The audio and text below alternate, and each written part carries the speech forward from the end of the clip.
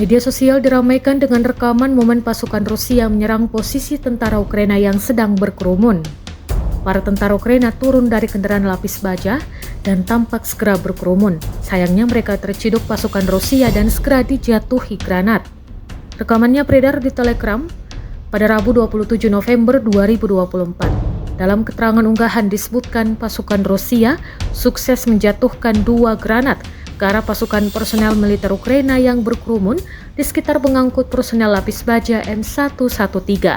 Rusia mengklaim drone-nya sukses mengganggu rotasi musuh. Usai penyerangan, pengemudi kendaraan tempur infanteri Ukraina menginjak gas dan meninggalkan salah satu rekannya yang terjatuh dari M113.